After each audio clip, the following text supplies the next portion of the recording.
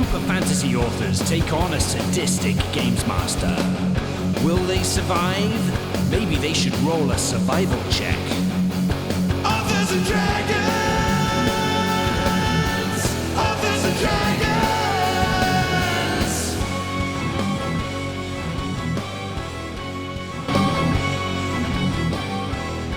Hey everybody, I'm John Hartness, and I'm playing the role of Fandango the Fantastical, bard of all trades, and man in a bucket for the past couple episodes.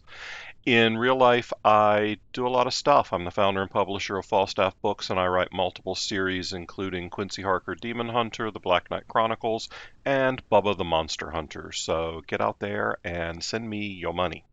Hi, I'm Joseph Barassi. I play the role of Bjorg Bjornsson, enthusiastic and violent barbarian. I was an author on the Mongoliad books. My novels Skyfarer and Dragon Road can be found from Angry Robot Books and everywhere books are sold. And I am the author of such non-existent titles as Dragon Dick. Self-explanatory. Hello, friends. My name is Robert Bevan. I play the role of Klaus Richter, the notorious rogue. In real life, I write the Caverns and Creatures series of comedy fantasy novels and short stories, starting with the first book, Critical Failures. Go get 'em, y'all. Hi there, my name is Steve Weverill, and I play Brandon Fymaster, monk, hero, father.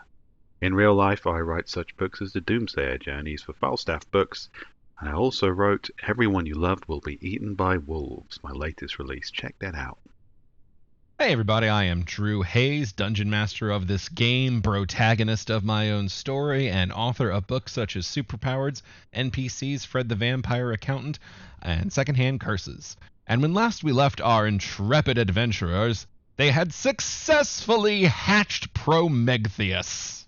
Yay! We did? Yeah, you hatched Promeggtheus, you purchased a great deal of supplies, and then you beat a hasty retreat as the crystalline shard in your possession is pulsing with increasing frequency. Increased pulsing. Yeah, Fandango, you might want to check your bag, mate. Yeah, what the fuck? Fandango, you manage to pop the bucket off your head, which goes tumbling through the air and slams down atop Silas's.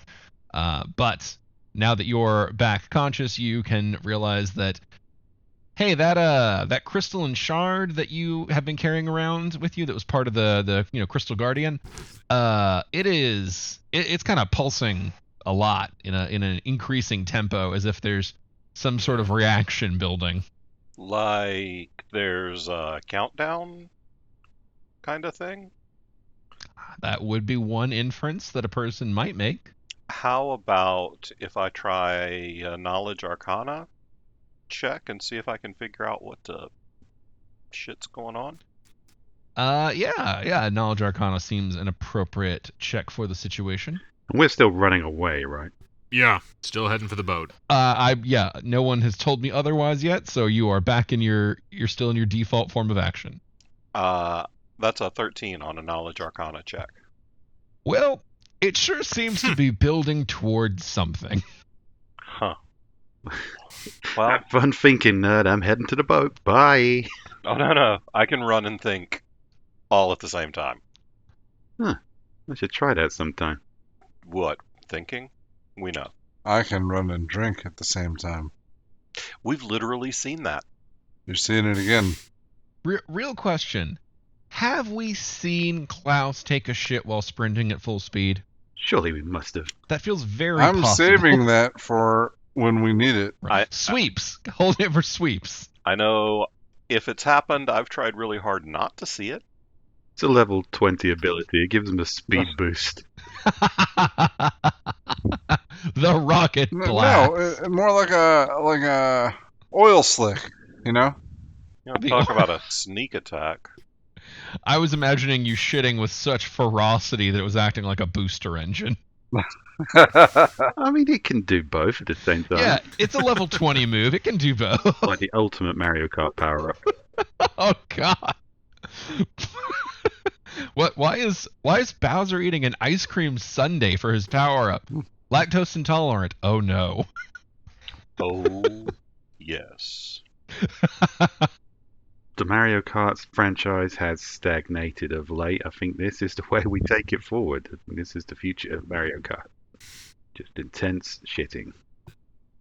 I am a little miffed that we haven't gotten a Mario Kart 9 for the Switch. We just got the 8 redo. Yeah. You're like, yeah, fuck it. We're not gonna pay money to remake a Mario Kart that no one played because it was on the Wii U. We're getting sidetracked. Anyway, you guys are running toward a boat. Boat indeed. All right. Boat indeed. You can all make it there. Is there anything you want to do along the way, such as John's Arcana check? No. Do we maybe want to throw this thing away? I don't know, man. For once, it'd be nice to leave an island intact. Oh yeah, you were on the bucket last time, but we'll say the words trickled through. There is a pretty tacit understanding that if you leave this shard on this island, it will almost certainly destroy all these people. Oh. If we bring it on the boat, will it destroy the boat and us? Well, it's not. It can't break into the drug cavern and re-addict you all to a substance you're not addicted to yet. Wait. There's a very real chance that Fandango's meth tolerance is higher than that entire island's. I was just thinking there's a substance I'm not addicted to I yet. was thinking it could explode or something. You have had a few bits of that, the crystal stuff, but none of you have managed to get the pure, because the pure is locked away. Tainted rocks. Whoa, tainted rocks. Please. Still running. Sorry, still running. I can run and All right. sing badly at the same time. You all can reach the Shitberg, which of course is your magical ship and therefore has its own magical crew function, so it lowers the gangplank and allows you all to run up, and then it immediately begins setting sail outward. I was supposed to have some kind of convenient crystal launching trebuchet on this boat we didn't see last time. There is not, but everybody roll me intelligence checks. My specialty. And Brandon, you will... I did not roll well. Well, we'll get to you in a sec. 13. Is it? No, 8. See, I'm not even intelligent enough to read the fucking screen. 8 isn't either a 1 nor a 3. You can't just pull a number out of your ass. Pure Girl's a 13. See, there was a 13 somewhere. Oh, that all worked out. Klaus rolls a 6. There we go. And that's an honest 6. Okay. Nothing occurs to any of you Ever. except Brandon, on your shoulder, you still have Promeggtheus perched. And so you hear him ask in your ear, I am quite curious. How do you intend to get past the dimensional storm barrier? What an excellent question that I did not consider. Surely you have a brilliant plan in place. Oh, my sweet Prometheus. I'm going to introduce you to a little something we call winging it. Hey, guys, did anyone remember about the storm? Huh. Yeah, as you guys are sailing away from the island, you see a big ring of weird clouds with like an oil sheen kind of rainbow effect going on. You fucked with the dimensional lightning. You had to mess with Plonky Tonk and the other Tonks. You're familiar with the dimensional storm that encircles this island now. However, as you are sailing toward it and seem to be about to enter its areas, the shard in Fandango's possession releases a strong pulse of energy, and the ship manages to sail through the barrier unaccosted. That is how we're getting through. That was my Fandango. plan all along. See, buddy? Winging it. Works every time. And unfortunately, as you continue sailing through, the light from the shard intensifies, and after several minutes, 2 beams fire from it, one going kind of toward a southern part of the island and one toward a northern part, and you see twin flashes from both areas, and then Fandango, the shard in your hand, it dulls to a gentle glow. Hey, guys. I don't think this thing's going to blow up now. Well, that's good, I think. Yeah. So we definitely didn't destroy the island. I'm not looking back. No, absolutely not. I heard How something. fast does addiction take root? I heard something about a wife and salt and decided to never ever look back. So Solid advice. so yes, the last time I saw it, there was an island. Ah, sweet heroism. Come, Promeggtheus, let's sail onward, leaving nothing behind us but hero worship. For a second, I thought you were just saying, onward, leaving nothing behind us. Well, that is more succinct, I suppose. More succinct and more accurate. Okay, so you are all back on the open sea. Oh, Prometheus, I can't wait to show you the glamorous life of the free-sailing adventurer. It seems splendid. Splendid. It really is. Okay. So you are all on the open ocean.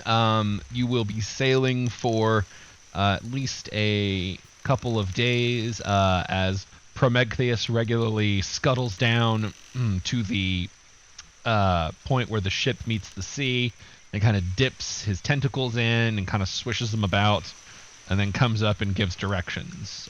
You are all basically searching for an aboleth in the ocean, which presumably Prometheus knows what he's doing. Alright, if we're going to be around for a couple of days, can I get my 5 hit points back? Yes, you will all have time to do long rests, as well as if there's any other things you wanted to work on, do, knock out, etc. You guys have a little bit of downtime here, so I just wanted to pause and see if anybody had something they wanted to do with that. Well, actually, when Brandon hit level 11, he unlocks on his Temple of the Many Fists monistic traditions the Way of the Totally Fighting, which means I can now apply charisma bonus to damage and learn a bunch of cool special moves. So I'm going to spend a lot of time training and exercising and having flashbacks to the words of my sensei and generally montaging it. Fendingo will provide a soundtrack for the training montage.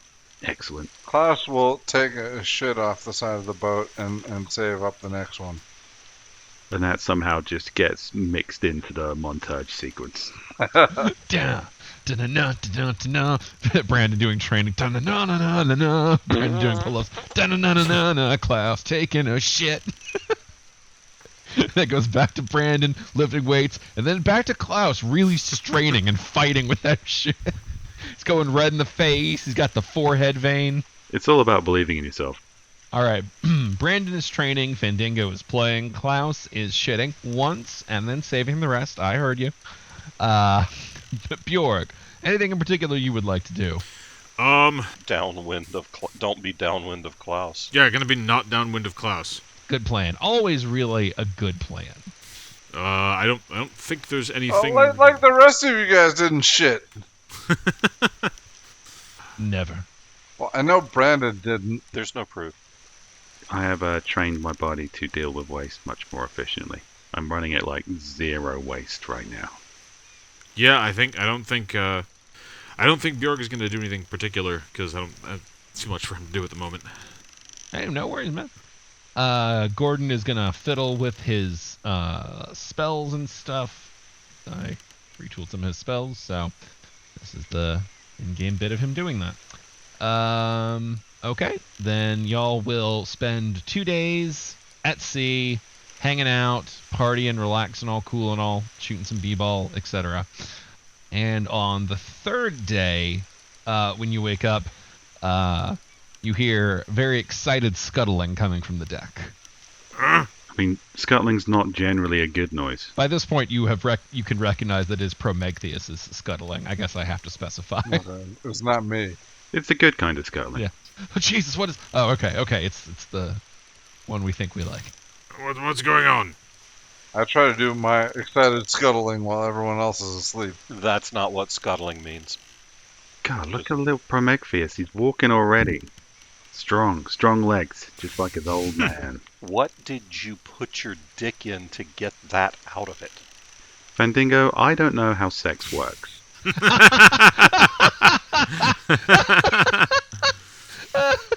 Okay. I forgot about that. Fair enough. Well played. Yeah, all right. It ain't my job to teach you. I have no interest. I mean, maybe one day. That's a completely different type of montage. Potentially a brand new spin-off podcast. Dun, dun, dun, dun, dun, dun. I've had some really good nights that did start with me rubbing somebody all over with oil. Just saying. Tune into the special advanced Patreon tier this Valentine's Day. Only Fandingo. I could teach you. So anyway, excited scuttling. All right, y'all have woken to excited scuttling. Brandon, why don't you go see what your kid wants? What is it, little Promeggtheus? Did somebody put an aboleth in the well? Indeed. Their flavor taints the water. You can feel it. Wait, there? Oh, there are many aboleths moving through the waters, but only one that I can taste nearby. Okay. Cool. Because You know, it's lovely to see him so excited about something. It's so important they take an interest at this age. you sound like a horse. Yeah, he's really making a lot of weird undulations and noises. He's very excited. There's little like sacs on his side pulsing. It's a big day. I mean, he was made to kill aboleths, and this is his first aboleth. So How does this work? Flex those sacks, little buddy. We just throw you in the water or something? Just chuck them in at the deep end. I am quite capable of swimming, thank you. So do we throw you in the water? However, once I have entered the beast's lair, there is any chance that it will send its spawn out, hunting you and any allies I might have. I can handle the aboleth itself, but you will have to defend yourselves from the spawn. How many spawns are we talking about here, buddy? Impossible to say. But once I have taken control of the aboleth, I should be able to render them helpless. Good to know. This feels like being a chaperone at his middle school dance. Okay, escort quest. Let's do this. I would not recommend following me into the deeps. Noted. Oh, I had no intention of doing so. I'm really trying to figure out how far away from this I can get and how quickly. The aboleth's mind domination powers would quickly render you all into flesh puppets. I don't know, man. I don't really use my mind that much. Don't we still have some circle thingies that keep us from getting our minds taken over from when we were in Gentronome land? The Gentronome headbands that worked on the Gentronome altered aboleth? I You mean, can try to risk them if you want. I don't think I even used them the first time. You did. You absolutely did. That doesn't sound like me. No, there was a whole... I actually re-listened to that episode when I was checking up on our aboleth lore. Ooh. Yeah, there at the very end when it was dead, you took it off and caught like the last psychic echoes, but basically there was a whole backstory and conversation that you guys just straight up muted him for. Fantastic. sweet. So all right, if we're not going with you, do you want to take these headbands? Maybe, I don't know, daisy chain for Satan or something? I appreciate it, but I am made for this task. My mind is quite impenetrable.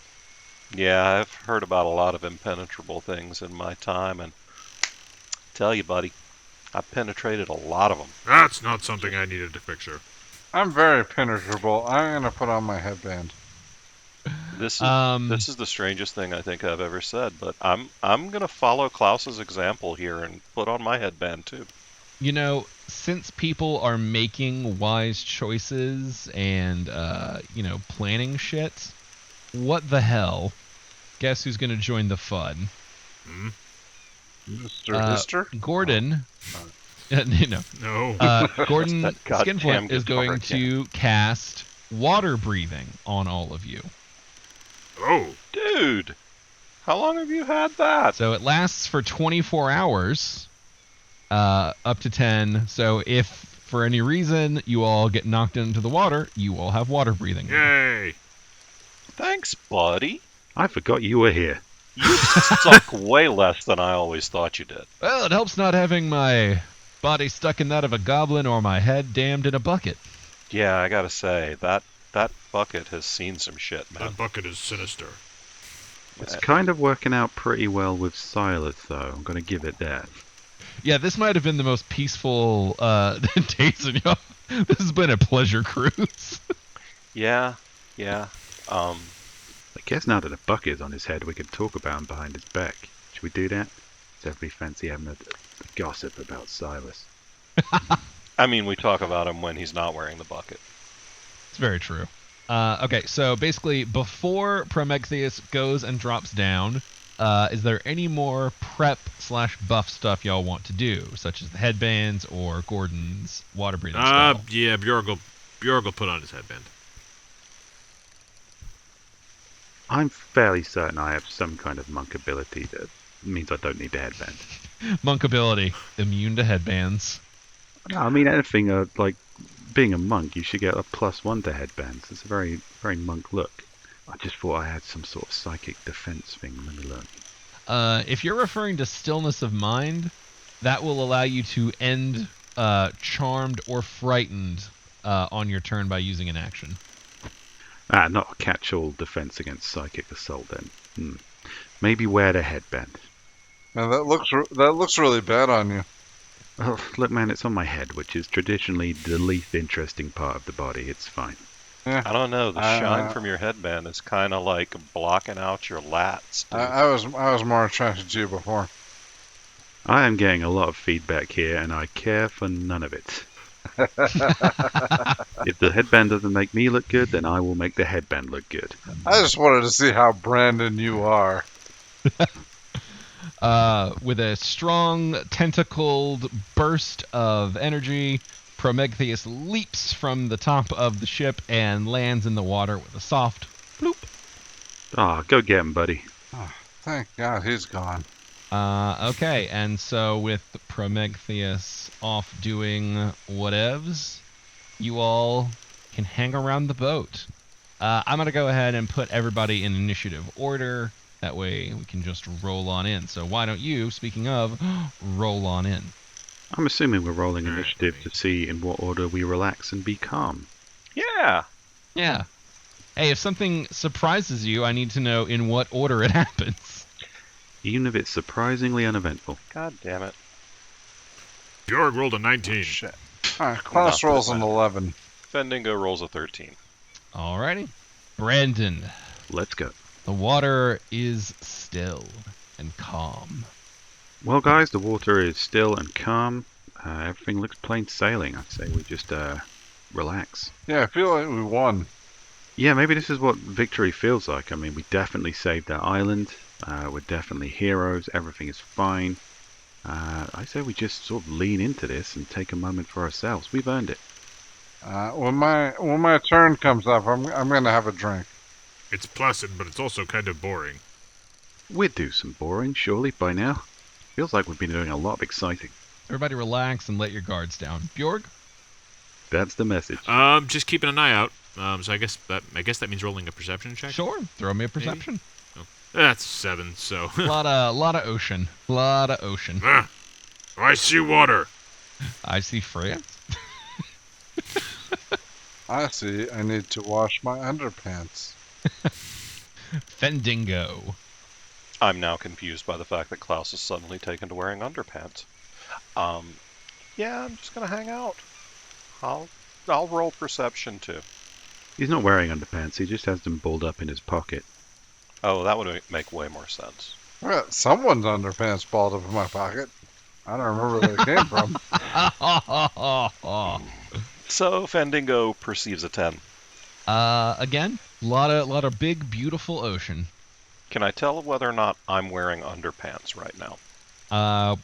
Do you usually wear underpants?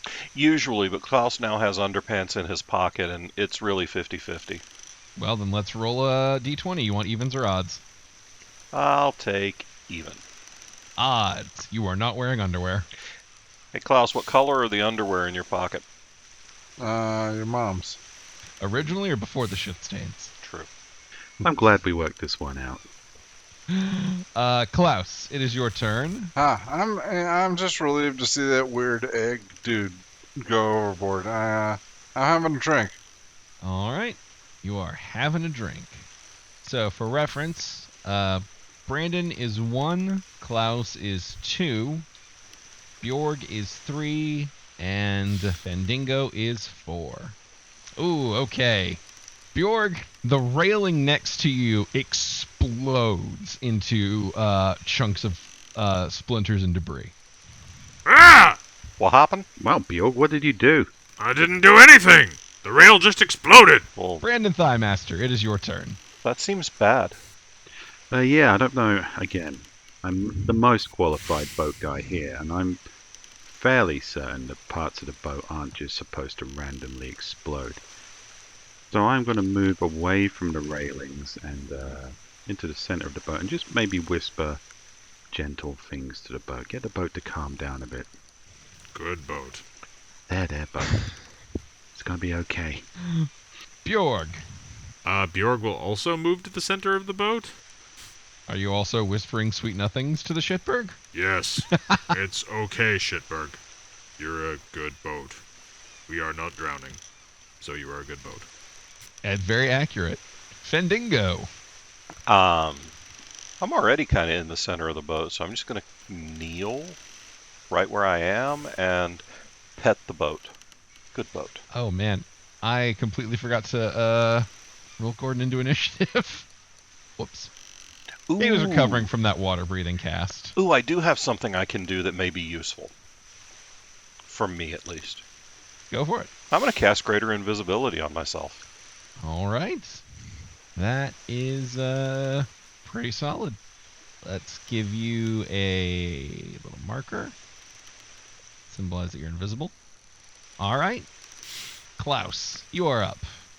Yeah, I don't know what the hell Bjork did. I have another drink. All right. And Gordon will cast Shillelagh on his staff. Dude, that's usually what Klaus does. Oh no, you really meant cast the spell. Oh, sorry. Yeah, I'm gonna cast Shillelagh. Oh God, not again! Don't come over there. All right. Oh, different thing. An Gotcha. understandable mistake at this point. And okay, we're gonna do D4 again, except this time Gordon is 4 instead of Fandingo. Fandingo is not on the die. Oh, poor Gordon. So, but this time I need perceptions from everyone. Bjorg rolls an 18. Fendingo rolls a 26. Klaus rolls a 7. Man. Okay. So, Bjorg and, well, let's see how it goes. Oh, poor Gordon. Okay. So, Bjorg and Fandingo. Because you all have clustered away from the edge, you can see that kind of off a bit in the distance, far enough away that they're able to get line of sight on you when rising above the water, a humanoid abolithian little spawnish thing kind of rises above the waves. You see its head twitch, and suddenly Gordon screams, "Ow!" And reels back, having taken 22 psychic damage. Fuck, dude. Put on your headband. Well, I didn't really perceive anything, so I just, I'm going to assume Gordon's just being dramatic. I can't see anything that might be bothering him physically, which is the only thing that matters. Well, What, did he hurt your feelings? Brandon. Calm down, Gordon. Pull yourself together. it is your turn. I mean, I don't know. I mean, technically, I'm still having quite a nice time relaxing on the boat. And this mystery fish is out there in the water, which is, not kind of on its home turf, whereas we're on the boat. I mean, you can breathe underwater. That is true. I can breathe underwater. I can also run across the water. So that is what I'll do. I use my monk ability to skip along the water like a graceful, beautiful stone. use both my move actions to get right up to this bitch, and I will do 2 unarmed strikes and then use a key point to modify one into flurry of blows. So here comes the attack. Oh, that is disappointing. Yeah, none of those hit. That flurry of blowed. Oof. Yeah, but I was like standing on water while I did it. It still looked cool. That Not does not really. make you Jesus. It is. It's an incredibly acrobatic, amazing display of you whiffing 4 times in a row. Yeah, Jesus probably would have landed a punch. But no, yeah, a lot of energy there just to kind of like keeping myself afloat. I suppose once the attack gets expended, I just kind of ploop into the water. Indeed. Bjorg. Bjorg will do as Brandon did, and will run out across the water using his boots of fucking water walking, Nice. which I finally remembered existed. Good time. And if I double move, I can get there. Bjorg will run out to the spawn and be prepared to attack. He is not able to attack immediately. Very nice. All right. After Bjorg is Fandango. So I can see them, and it looks like they're about 60 feet away from me. So I will take 10 copper pieces out of my inventory and cast animate objects on them. And then I'll send them whirling through the air to attack the aboleth spawn. See, can you cast it and get them over there in one round? I just gotta check their movement speed. 500 feet. Yeah, they fast, Wow. bro. That is a damn range. Yep, All right. Well, you can roll the attack. 10 times. Do you want me to do it 10 times, or do you want me to do it once for all 10? No, do it 10 times. All right. Once kind of robs you. Are you asking that after you rolled a 25? Yeah. Oh no, it allows you to command anything within 500 feet. That doesn't make the movement range 500 feet. It has a speed of 30 feet. Oh. Well, then they can't get there. Nope. So effectively your turn has been throwing a handful of loose change into the water. Yep. But my pennies have done at least as much damage as your fists. I suppose traditionally at this point you make a wish, so I would like to wish that you were more effective next round.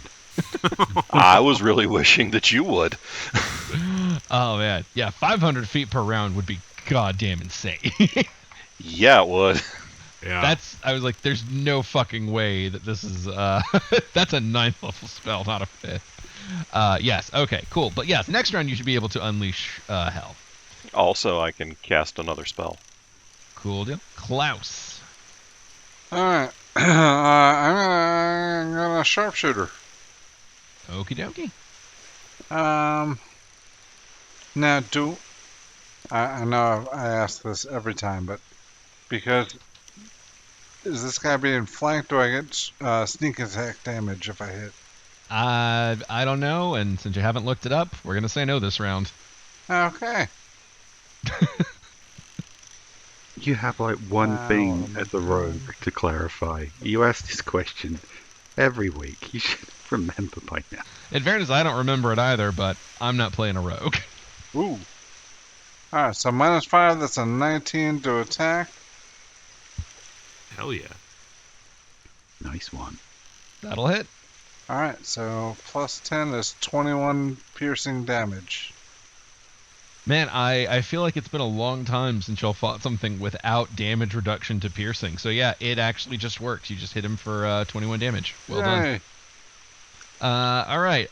Poor injured Gordon is going to be like, oh, fuck this.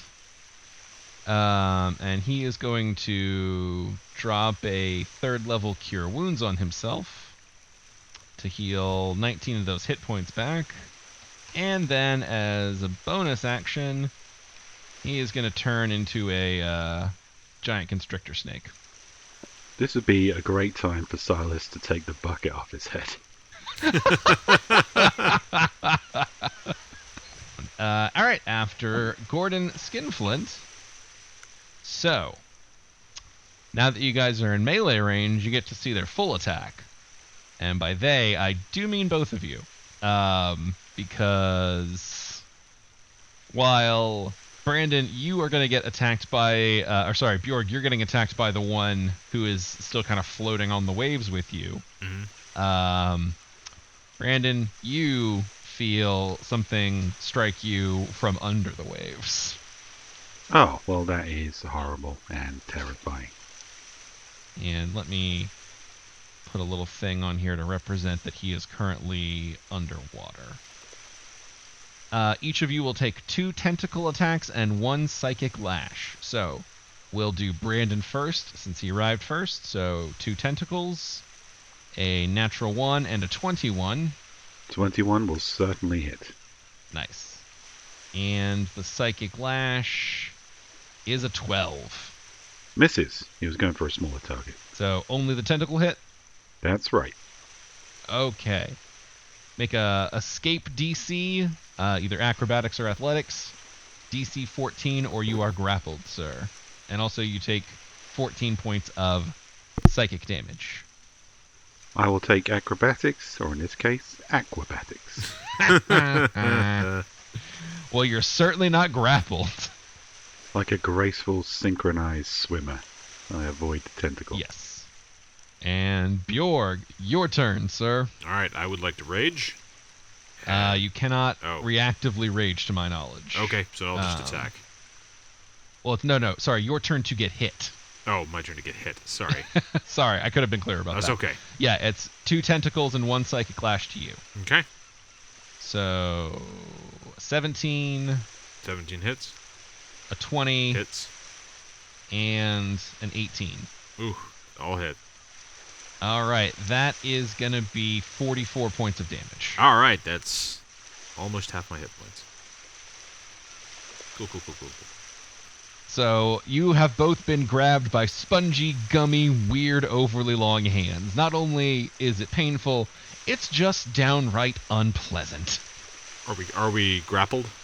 Oh, that's right. I'm sorry. Acrobatics or athletics roll from you, Bjorg, please. Okay. That's a 13. 13 does not do it. Okay. But that only really means you can't run away, which Okay. I don't think either of you was planning on. Nope. Brandon, Thighmaster, we'll say you have sunk about halfway down into the water. You're waist deep at this point. Okay, so I guess I'm aware of both targets and able to reach them. So I can go for the one that's currently grappling Bjorg? Yes, you can attack the one grappling Bjorg. I'm going to double check this, but I am pretty sure that without a swim speed, your melee attacks are going to take disadvantage. I'm going to double check that just to be sure, though. Melee weapon attacks are made at disadvantage. Well, I had to rejig my Mariner ability because it wasn't on book. But I guess I can use my monk ability to step on water if I kind of dolphin my way out of the water. Can I do that? Yeah, you can. I assume you can do some sort of acrobatic spin or something to that effect with your movement speed. Yeah. We'll say roll an acrobatics check just to make sure, since you are a little half submerged. You gotta put a flourish on it. Aquabatics, here we go. Oh shit, yeah, man. You spin, kick your way through the air. Like an avenging octopus. Yep. Okay, I'm going to roll 2 unarmed strikes, and then I'll see what I want to do with them after they land. All right. The 21 absolutely hits. And the natural one presumably doesn't. Roll me a d20. Ooh, 2. Well, it's not a 1. It's as close to a 1 as I can be. But we're going to say you lose your footing on that last strike, and so you go splashing fully down into the water at the end. Okay, well, can I still modify my successful attack? Sure, the first one was it happened in time before your fuck up anyway. Cool. In that case, I'm going to spend a key point and use my bonus action to use my freshly unlocked radical techniques. Normally a monk can use the bonus action and key point to do a flurry of blows or a stunning strike, but being level 11 in the way of the totally fighting gives me some fresh new moves where I can choose to modify an attack with a d12 of specific damage. So I am going to use a radiant damage attack. Pensive Wombat elaborates fiercely technique. Well, describe the attack. Oh no, I got that one wrong. That was a necrotic damage attack. The radiant damage is ascending horse is better than you technique.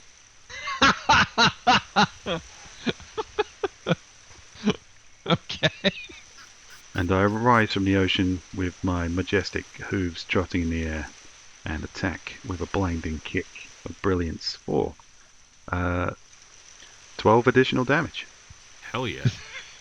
Wow, very nice. Well, we'll say you commit so fully to that powerful strike coming down that you forget, oh right, I'm not landing on on stone or ground. So you land that powerful ass kick and then you just sploosh right through the water. Oh no, I forgot horses aren't typically found in the ocean. Rookie mistake.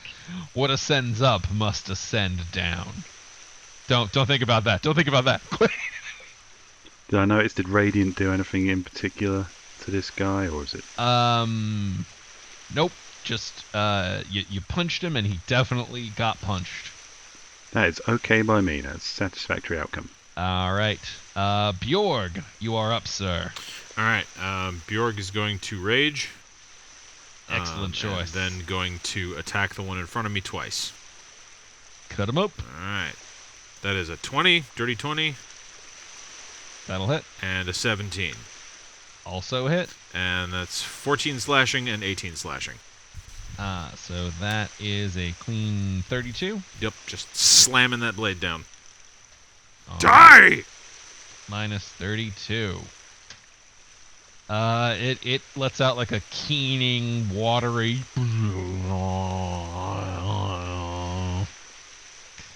And that's it. Don't like that. Okay.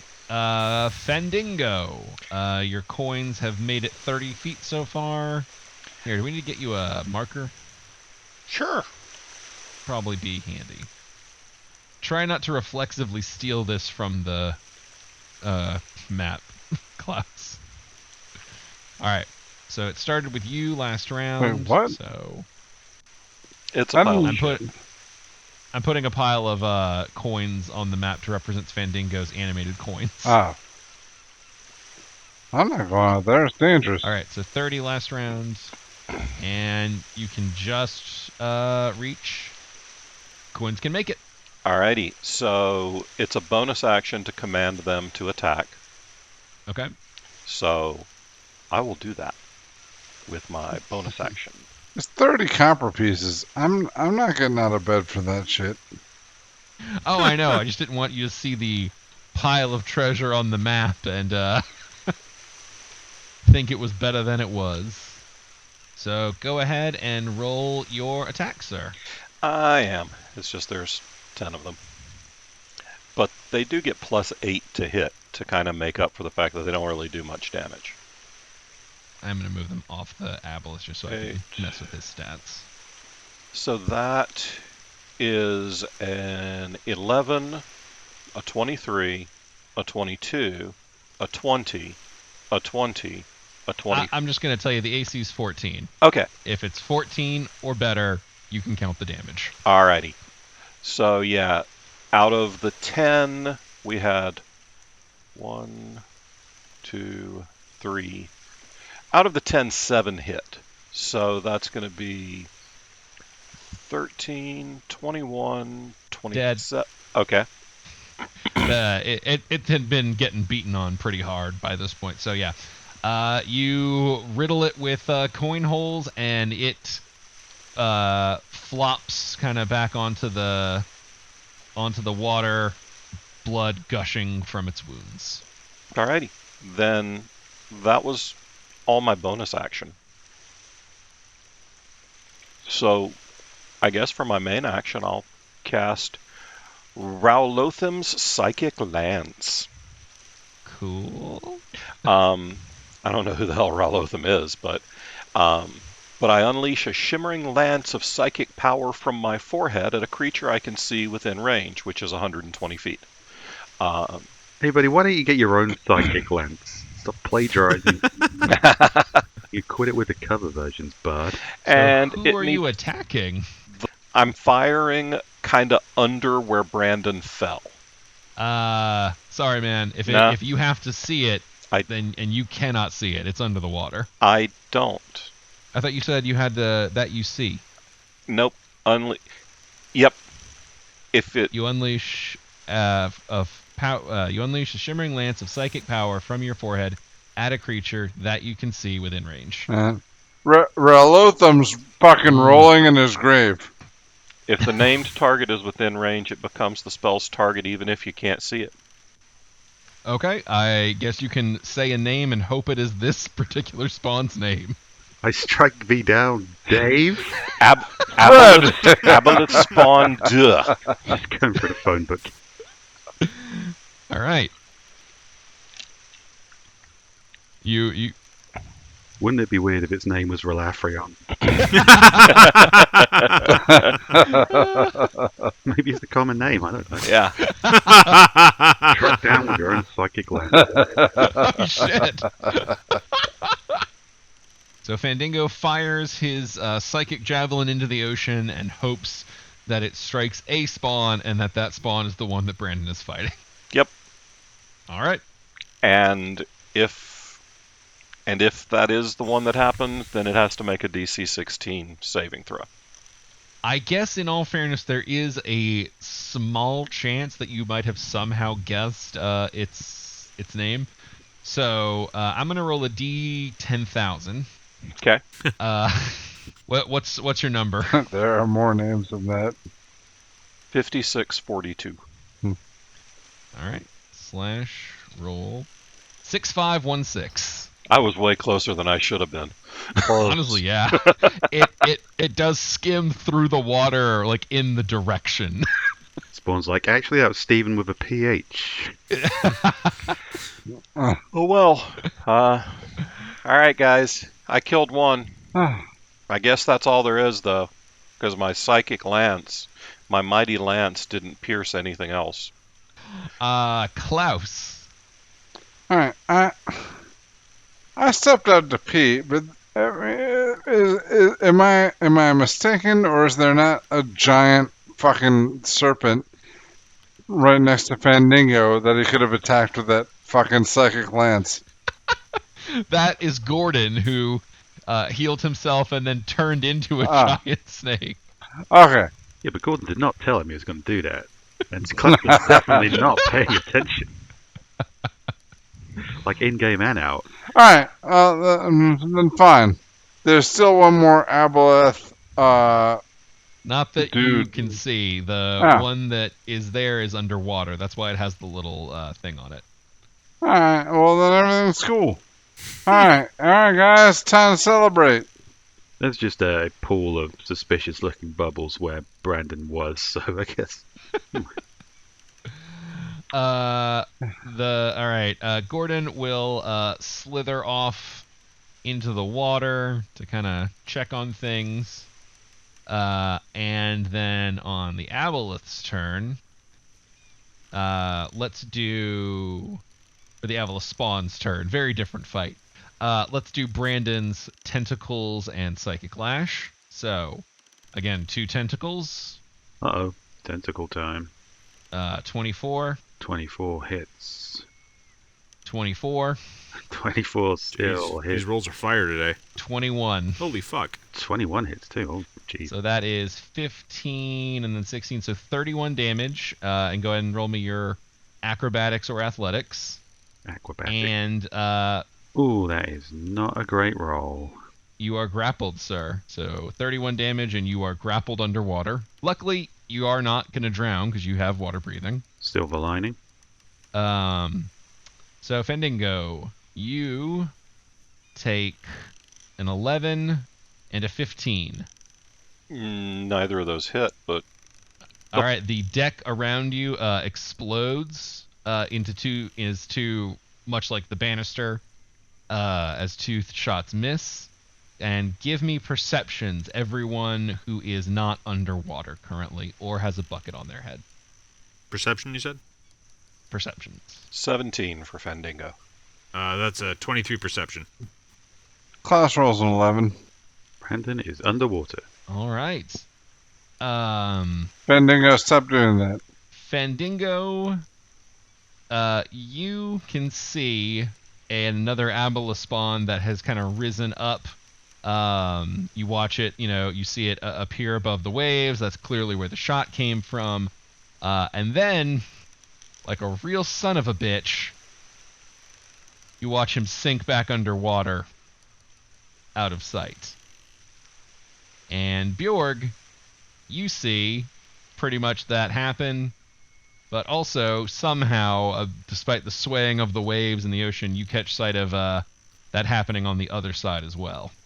Yeah, you see that basically the same thing happened on both sides of the boat. Mm-hmm. He got two psychic shots, and the Abyla spawn had to rise out of the water to see him, but you're not the only ones who can attack and move. So they shot their shots, and then they went back below the water. Okay, gotcha. Aboleth snipers. So you are fighting opponents who can move freely through the terrain, while you yourselves are perhaps hindered. How will you deal with this dilemma? I think we'll find out next time on Authors and Dragons. But don't you worry, folks. As you know, we're not done. We take your questions, we collect them, we corral them, we interview them, we find the best of them, we elevate those, we train them, we teach them, graduate them. And by God, I really hope that this has been enough vamping time for whoever's on question duty. That'll be Rick, and he's not here, but... Yeah.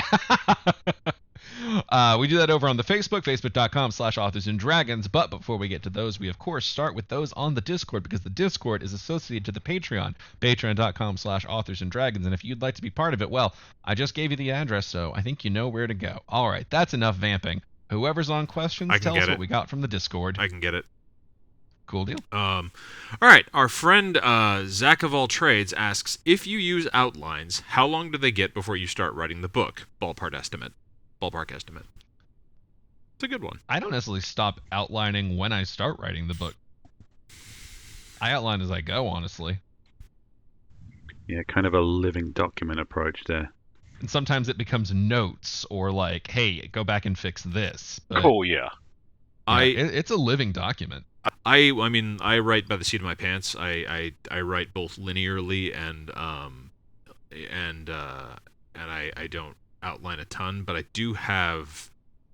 What I have is like a set of story beats that I know I'm working my way between, but the thing is, it's all in my head. So I keep pretty much everything almost entirely in my head. I have zero notes, because the problem I have is the second I take notes, they become out of date within 5 minutes. So the outline is very minimal and entirely in my head, and I think if I probably being strictly accurate, it's probably like Drew in that since the story beats are evolving as I'm writing, it's the process is constantly going on. Outlining is for pussies. I don't do it. Well, I love pussy, so I'm here for it. I figure out how long the book needs to be. I know how long my normal chapter length is. So if I want to do a 90,000 word book, I usually want 44 to 46 chapters. So I write one sentence for each chapter of kind of what's going to happen. And then I change shit as I go along. For novellas, I'd usually outline like 4 or 5 chapters at a time, and my novellas are usually 15 chapters plus an epilogue, so I'll do the first 5, write that, then do the next 5, write that, then do the next 5 and write that, and then I go back and fix the stuff that I fucked up. Yeah, my outlines tend to just be kind of general necessary plot beats. I've talked about this at length before, but I call my outlining structure checkpoint outlining. I figure out the main points in a story that have to happen structurally for it all to make sense, and then I like to write between them with a little bit more of a free improv feel, so that it's got a story that's being followed, so I know I'm not going to deviate too far out and waste time, but there's a lot of fun to be had in just seeing how characters interact when turned loose.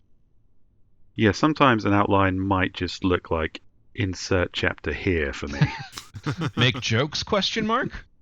Good jokes? Question mark? Question mark? I once put in brackets, and they do something cool here. Absolutely. Yeah, you can figure that shit out later on. Okay, so I think, let's see. Oh God. Okay, I think I'll just fuck us, I guess. Our friend Aaron Tiggy asks, "What's one question you've wanted to answer but that no one has asked yet?"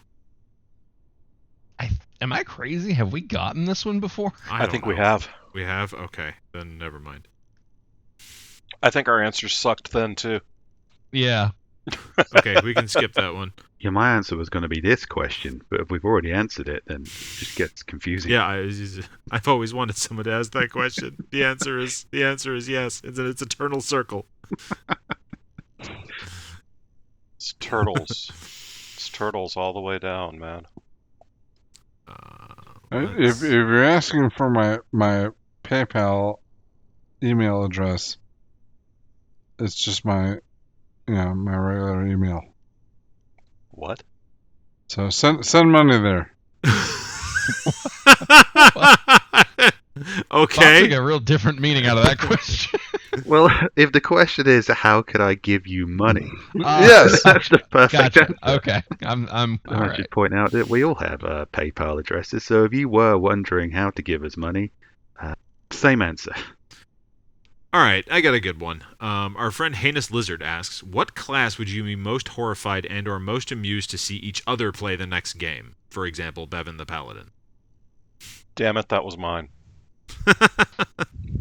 I don't know. I kind of want to make Steve play Wizard just because it seems like he avoids the intricate magic system. So I want to throw him balls first into that. Well, you're not paying attention. I made up like an entire list of super duper special moves for my monk. I'll play a wizard as long as I'm allowed to make up the spell names and fuck around with them. So they're stupid. It's after seeing Metallicazam, I feel like giving Drew any magic class is just asking for him to make the game his bitch. Yeah. Yeah. So we need to keep Drew as an NPC, just to keep things fair. I don't know. I kind of want to, after we've watched Joe blow through the world, crashing and raging, I kind of want to watch Joe play, I don't know, cleric, rogue. Ooh, no, gnome artificer. Oh, you know what I think would be funny for a Joe one? Bard. Just because Joe wouldn't want to play him as sketchy, and that would lead to an interesting bard. Yeah. Yeah. Maybe I'll play. Maybe I'll do a bard next time. That could be fun. All right, let's see here. Okay. Oh, this is a fun one. All right, so our friend Zach of All Trades asks, if your game characters wrote erotica, what would the title or premise be, and would they use a pen name? 1001 More Useful Things to Do with Your Sexual Energy by Brandon Firemaster. No pen name.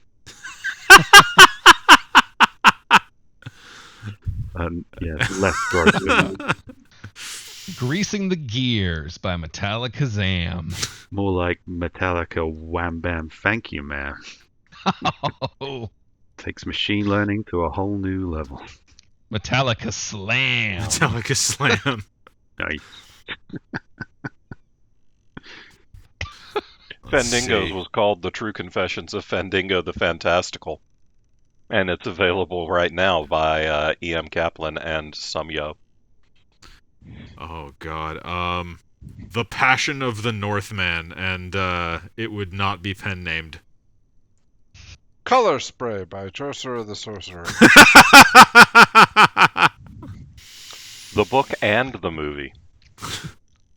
I like the idea that it both is dirty erotica and also technically functions as a version of Color Spray the spell. So you could sell like some poor wizard could be like, yeah, I got a scroll of Color Spray. You don't want it, but if you need it. But it's here. It's a book like one of those old snakes in a can gag, except wetter and more horrible. There is. It'll make someone blind. Let's see, do we want to move over to Facebook? Sure. Okay. So our friend Devin asks, since we're in spooky season and we've already mentioned scaring overly religious neighbors, what Halloween decoration trope do you fully buy into? And I sort of love the fact that Rick's not here for this. I guess I don't fully understand what you mean by decoration trope. If I had to guess, I would be like, are you gravestones all across the lawn, like... Yeah, I mean, I'm definitely a pumpkin carving guy. Every year, we'll carve some pumpkins. Because that's the only thing they're good for. They're absolutely not good for anything else. Oh, okay. We'll save that debate for November, Steve. Teasers. I love fucking inflatables, man. The big stupid blow up things. I hate those. Jesus. Really fun. I love putting them on my yard. I've got a new one that's a giant hand with a moving eye that lights up. It's creepy as shit. I put a bunch of gravestones in my garden bed this year. My son wanted to get a bunch of like animatronic stuff, but the thought of maintaining it year to year just sort of gave me hives. Yeah. I like the just the cobwebs you get. Because they look kind of spooky, and they actually do the fucking job. They capture all these fucking stink bugs that are all over my house, and and I get to watch them die slowly and suffer. I mean, honestly, we did say spooky season, and that is spooky as fuck. The old man Bevan hanging out on his porch watching things die. Man, where does he get all these fake bugs? Yeah, we don't really do anything for Halloween. I just, wander through the neighborhood beating the shit out of little kids and stealing candy. So. The object is to scare them, so... And they're terrified. I mean, I'm very large. He doesn't need a mask or nothing. He's just a guy beating up some kids. And isn't that what a real horror is? Nah. Nope. What mask is scarier than John? Jesus. Sorcerer. Oh, good point. Ooh, a jaws or a rubber mask. That'd be awful. Oh, God. I don't know if I want to see, and I'd like the Sorcerer crawl at A&D Con was great, but if all of them were wearing like rubber masks, I'm not sure I could take it. Like Aphex Twin, but much worse. All right, listen. I wore my Sorcerer outfit to a kid's Halloween party last year. Oh, Jesus Christ. No. The kid asked me, "What are you supposed to be? A ketchup bottle?"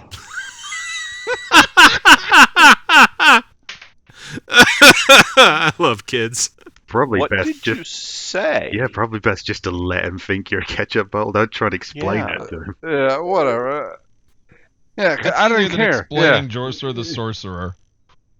And less likely to get you thrown in jail given the age of the person you're explaining to. Come here, kid. I'll tell you a real horror story. Oh, let's see here. Okay, I got another good one. Our friend Mark, fuck you, Mark, says, Thank you, Mark. Fuck you, bud. collaboration time. You get to write a book with any author, living or dead. Who do you pick and what genre do you write? That's tough, because like the instinct is to say a really great one, but also now I have to try and write alongside a really great one. Yeah, if it's an author I like, I don't really want to fuck up their vibe. I'm gonna say God.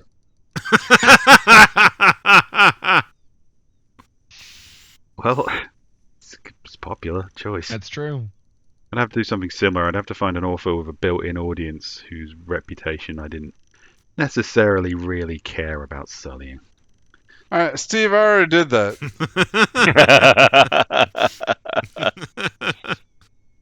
Yeah, fair enough. Oh, man. You know, as tempting as it would be to do a big name, I think I would probably have to go with the old childhood dream. And I'd co-write something with Gordon Corman, who wrote a lot of young adult books that were just the staple go-to reads of my childhood. I loved him a ton, and definitely kind of shaped the way I viewed literature and writing. Well, if we're going for a young adult, I'd like to see Bevan team up with R.L. Stein. Yes. Oh my god. R.L. Stein's sections are all, I fucking hate this. I can't believe my lawyer tricked me into this. My lawyer told me not to do this. Yeah. Yeah.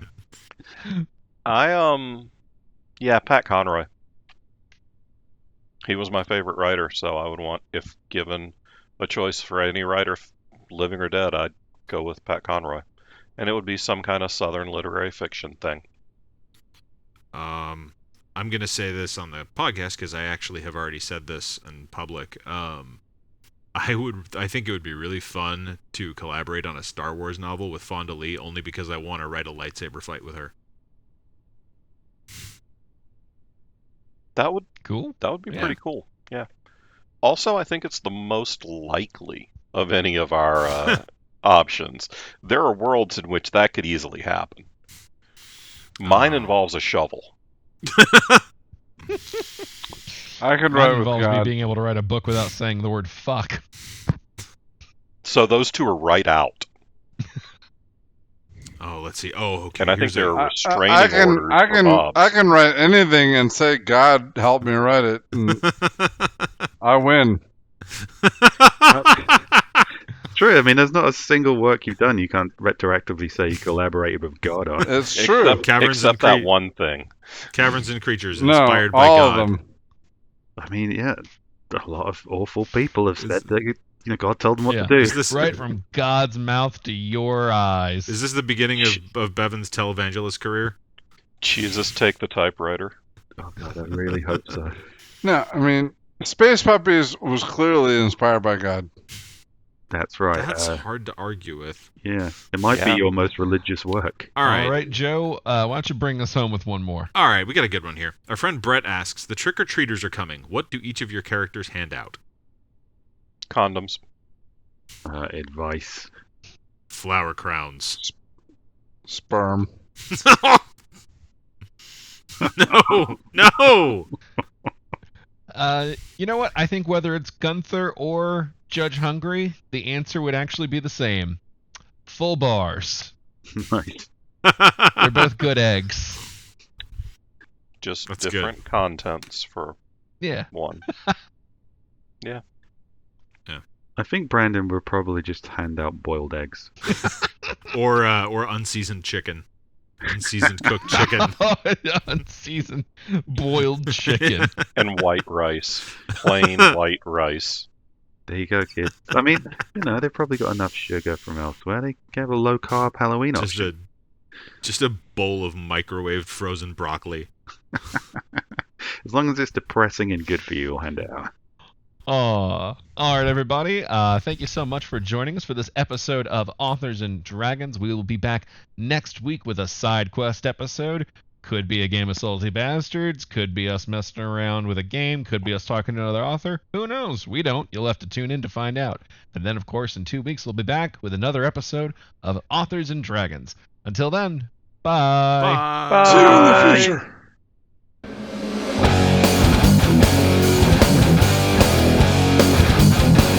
Authors and Dragons is brought to you under a Creative Commons license, meaning you are free to share this material so long as credit is given to those who created it, which is us, the people you just heard play the game.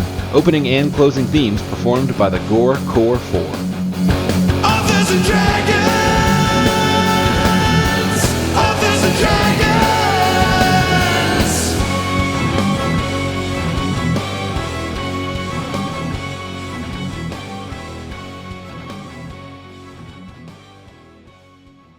Fandango, I don't know how sex works.